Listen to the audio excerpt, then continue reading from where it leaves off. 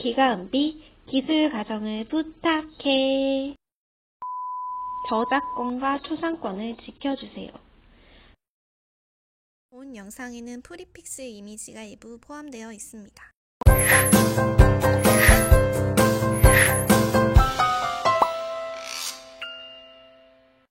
기술과정 온라인 수업, 의복 디자인 요소. 쇼핑에 실패했나요? 일수꾼인가? 무슨 옷을 입어야 할지 모르겠다고요? 이 옷이고 저 옷이고 다 똑같아 보여요. 디자인을 보는 안목, 그러니까 눈. 오늘 수업에서 가르쳐 드립니다. 요즘 옷 잘 입는 패션 피플들이 많아요. 패션이란 의복 또는 유행을 가리키는 말이에요. 의복은 신체 위에 입혀지면서 우리를 표현하는 직접적인 도구예요. 옷을 입으면 우리 몸은 다른 형태가 돼요. 그리고 그렇게 해서 보여지는 형태인 실루엣은 사람마다 다르죠. 따라서 패션은 개성을 표현하는 수단이 되고 시각적인 효과를 주게 돼요. 그래서 옷을 잘 입으려면 의복의 디자인 요소를 알아야 해요. 선, 색, 재질, 무늬, 의복의 디자인 요소를 하나씩 공부해 봅시다. 첫 번째로 선입니다. 맞아요. 점이 모여서 만들어지는 그 선이요. 선은 평면의 옷감을 몸에 맞는 입체 형태로 만드는 데에 필요한 요소입니다. 전체적인 형태나 윤곽을 나타내게 돼요. 이런 평면적인 천이 우리 몸에 입혀지면서 접히면서 주름이 지며 선이 잡히게 되는 거죠. 먼저 선은 크게 직선과 곡선으로 나눌 수 있어요. 직선은 곧은 선을 의미하고 곡선은 구불구불 굽은 선을 의미해요. 직선은 양복에서 많이 찾아볼 수 있는데요. 양복은 어깨선이 있기 때문에 직각으로 떨어집니다. 강하고 날카로운 느낌을 줄 수 있어요. 반대로 곡선은 우리 고유의 의복인 한복에서 많이 찾을 수 있습니다. 한복은 어깨선이 없고 둥글어요. 그래서 부드럽고 유연한 느낌을 줄 수 있습니다. 이번에는 직선 중에서도 가로선과 세로선을 비교해 볼게요. 여기 똑같은 원피스가 두 벌 있습니다. 먼저 첫 번째 원피스에 가로선을 그어봤어요. 가로선은 좌우로 그어지죠. 그래서 시선을 좌우로 가도록 유도합니다. 넓어 보이는 효과를 주게 됩니다. 반대로 두 번째 원피스에 세로선을 그어봤어요. 세로선은 위아래로 그어지기 때문에 시선을 상하로 가도록 유도합니다. 그래서 길어 보이는 효과를 줍니다. 그런데 선의 개수가 많아지면 효과가 달라진다고 해요. 먼저 가로선이 많아지면 길어 보이는 효과를 줍니다. 왜냐하면 가로선이 많아졌기 때문에 이 가로선을 한꺼번에 인식하기 위해 우리 눈이 위에서 아래로 움직이기 때문이라고 해요. 반대로 세로선이 많아지면 얼룩말처럼 보이기도 하죠. 넓어 보이는 효과를 줍니다. 많아진 세로선을 한꺼번에 인식하기 위해 시선이 좌에서 우로 움직이기 때문이라고 합니다. 가로선과 세로선의 효과를 좀 더 살펴볼게요. 먼저 가로선입니다. 옷에 그어졌을 때 가로선은 안정감을 줍니다. 우리가 멀리 바다의 수평선을 바라보면 안정감을 느끼듯이요. 점잖은 느낌을 형성합니다. 세로선은 반대로 위아래로 그어지기 때문에 권위 있고 장엄한 느낌을 줍니다.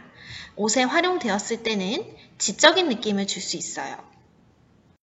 그 밖에 사선도 있습니다. 사선은 대각선을 의미해요. 불안정한 느낌을 줍니다. 지그재그로 그어졌을 때는 활동적인 느낌을 줄 수 있어요.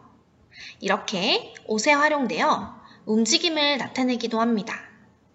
사선을 잘 활용하면 의상에 대한 집중 효과를 높일 수 있고 장식적인 효과도 있습니다. 또한 선의 위치도 중요합니다. 똑같은 원피스 두 벌을 놓고 볼게요. 먼저 첫 번째 원피스는 가로선을 좀 더 위쪽에 그어보도록 하겠습니다. 그러면 위쪽과 아래쪽으로 면적이 나뉘죠? 마치 상의와 하의가 구분되는 효과가 나타납니다. 이때 아래쪽 면적이 더 넓기 때문에 하체가 길어 보이는 효과가 나타나요. 이건 시상식 여배우들의 드레스에 많이 적용되는데요. 엠파이어 라인이라고 해서 허리선을 위쪽에 배치하면 우아한 느낌을 줄 수 있습니다. 길어 보이기 때문이죠. 반대로 선을 아래쪽에 그어줬을 때는 상체가 길어 보이면서 이렇게 귀여운 느낌을 줄 수 있어요. 좀 짤막한 느낌이 느껴지기 때문이죠. 마찬가지로 상하이의 색을 구분해서 허리선의 위치를 조정하는 것도 같은 원리예요. 여기 쌍둥이 같이 생긴 모델이 2명 있습니다. 의상도 비슷하죠? 첫 번째 모델은 상의를 꺼내 입으면서 허리선을 낮췄어요. 그러면 상체가 길어 보이는 효과가 나타납니다.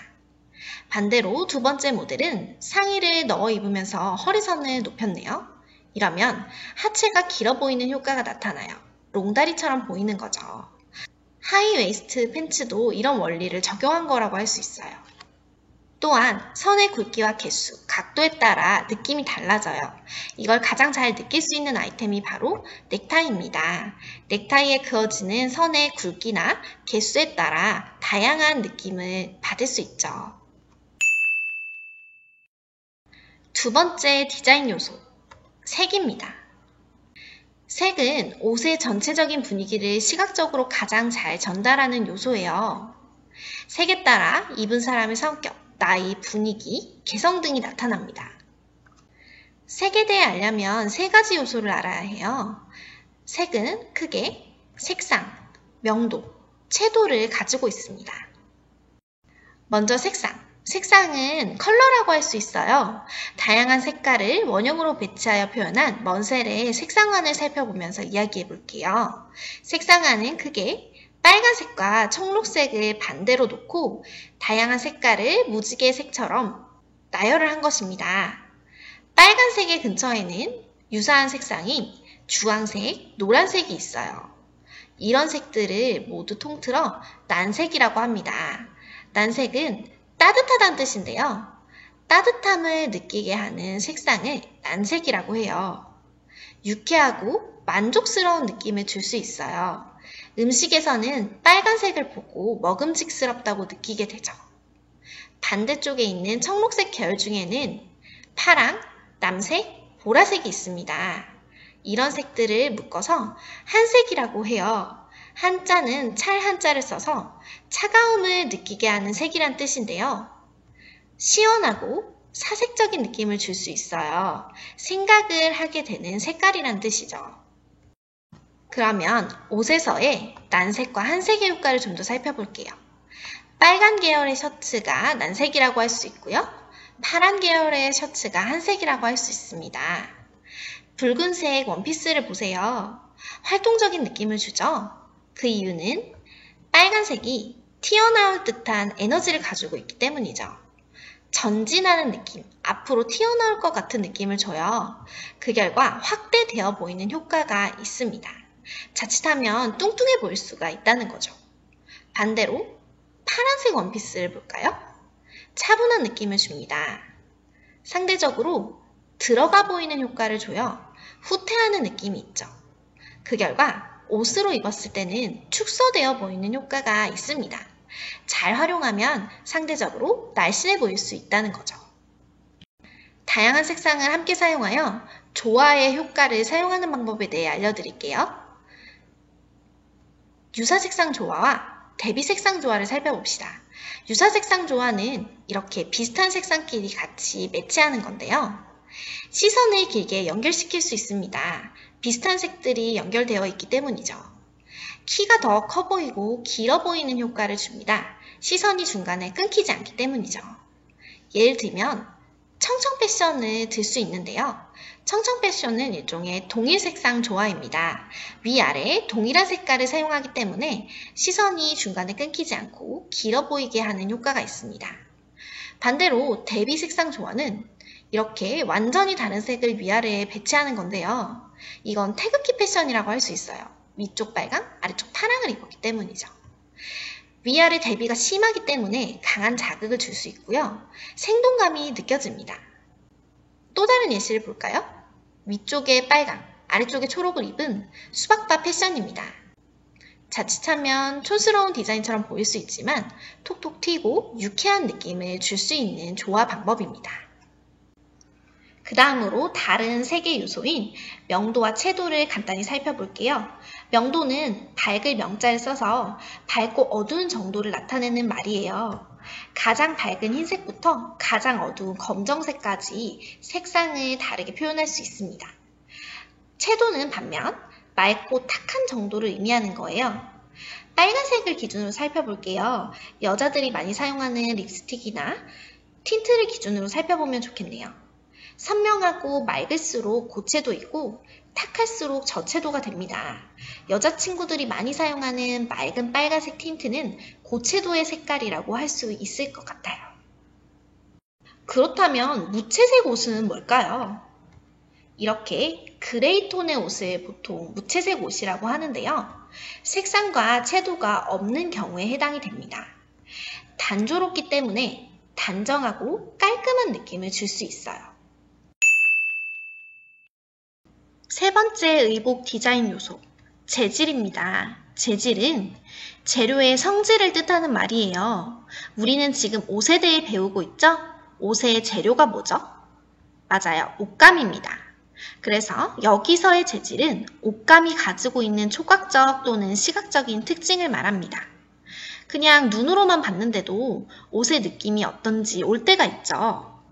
이렇게 옷감의 표면 특성에 따라 다양한 느낌을 전달할 수 있습니다. 재질에 대해서 설명하기 위해 실크와 가죽을 비교해 보도록 하겠습니다. 여기 실크 드레스와 가죽 자켓이 있습니다. 실크 드레스는 비단인데요. 매끄럽고 광택이 넘칩니다.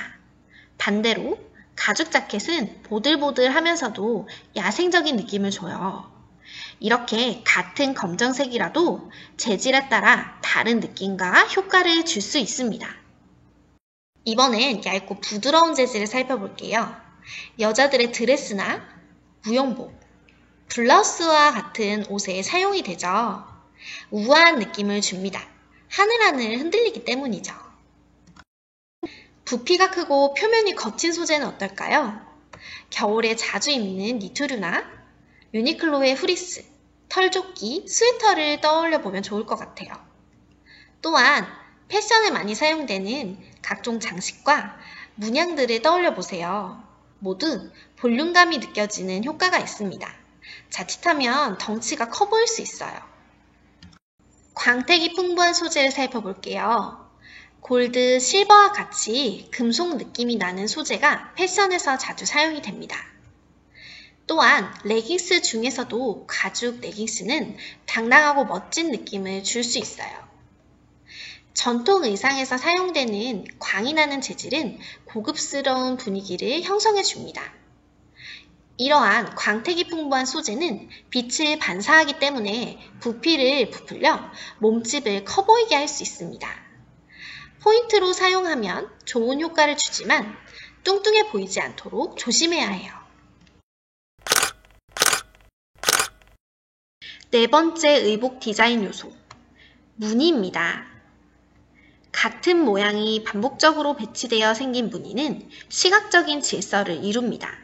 그래서 종류와 크기에 따라 다양한 효과를 줄 수 있습니다. 우선 직선적인 무늬와 곡선적인 무늬를 비교해 볼게요. 체크 무늬, 스트라이프와 같은 경우를 직선적인 무늬라고 할 수 있는데요. 고든 선을 사용하기 때문에 딱딱하고 정직한 이미지를 줄 수 있어요. 반면에 물결 무늬, 꽃무늬에 사용되는 곡선 등은 부드럽고 귀여운 이미지를 형성해 줍니다. 다른 무늬에 대해서도 더 살펴볼게요.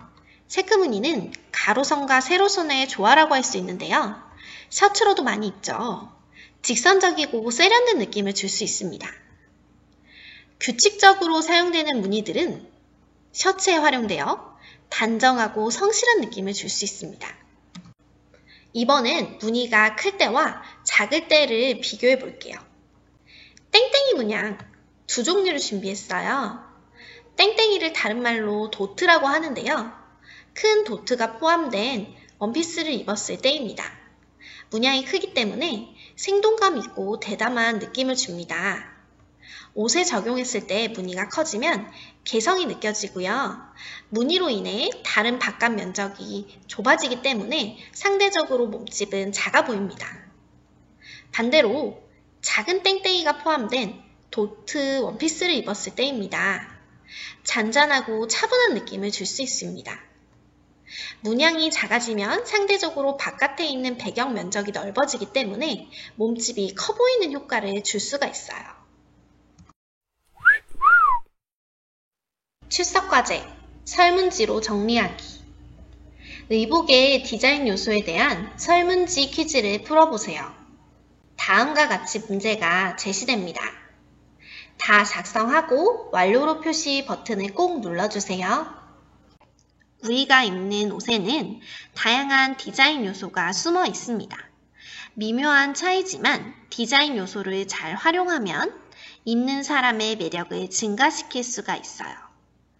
오늘 배운 디자인 요소를 잘 활용하여 자신만의 이미지를 만들어갈 수 있는 여러분이 되었으면 좋겠습니다. 오늘 수업 잘 들으셨나요? 영상이 도움이 됐다면 좋아요, 구독 눌러주세요. 건강한 하루 되세요.